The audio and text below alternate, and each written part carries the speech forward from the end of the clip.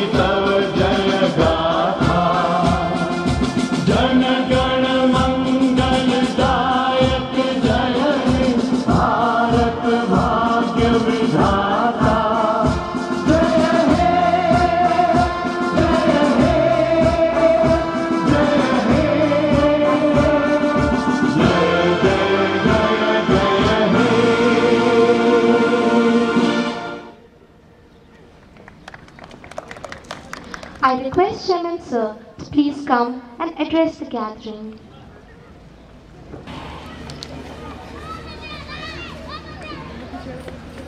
It gives me immense pleasure to welcome the members of the Managing Committee of Sachdeva Global School, Professor R.C. Chadha, Dr. S.N. Maheshwari, Mrs. Kiran Gambhir, Mrs. Amita Saxena, teachers, staff members and dear students.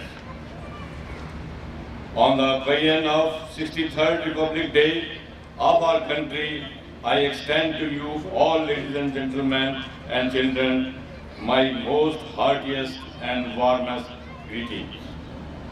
Friends, 26th January is one of the most auspicious and significant days in the Indian history since on this day in 1950, the Constitution of India came into force, making us a truly sovereign democratic state based on the ideology of justice, liberty, equality and fraternity.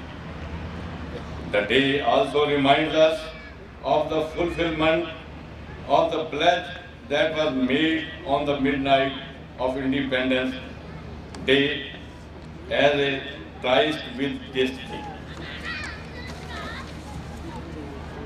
In the last 62 years, India has made tremendous progress in almost all fields.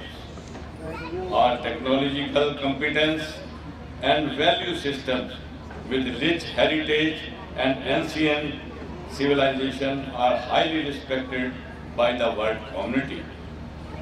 The people of India have expressed their confidence in democratic institutions by participating time and again in the electoral process. Foreign institutional investors have, on the whole, found India an attractive and safe destination for investment. Indian industrialists are also investing abroad and opening new business ventures. However, India as a nation has its own problems and obstacles, constraints and difficulties. More than half of the Indian population still remains below the poverty line. Providing quality education to all, and particularly the rural children, is still a distant dream. Environment is getting rapidly polluted.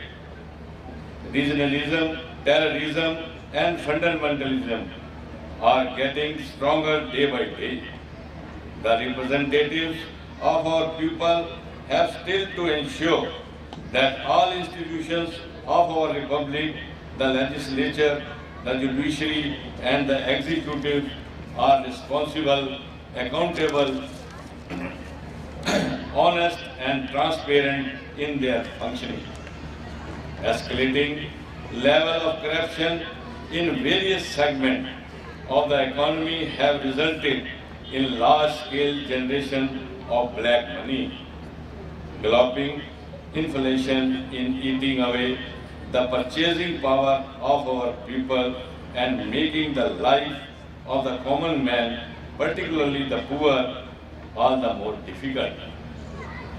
Today, I therefore appeal to each one of you to rededicate yourself to build a new India, an India that is united in thought, not divided by religion and language, an India that is united in our Indianness, not divided by caste and region, and an India that is caring and inclusive. Our religions may be different, our castes may be different, our languages may be different, but we are all Indians.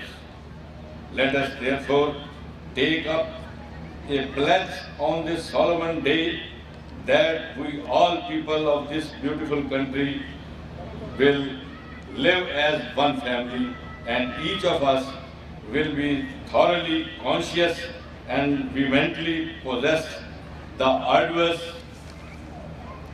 desire to create a better India, an India free of corruption, terror, poverty, disease, ignorance, and inequality. With these words, may I request you, ladies and gentlemen, to repeat after me the full vigor and zeal at your command this beautiful patriotic song 3 times. I will say, Hamara Ganatantra, you will say, Amar Raho. Hamara Ganatantra, Hamara Ganatantra, Hamara Ganatantra. Jai Hind. Thank you, sir. I would also like to.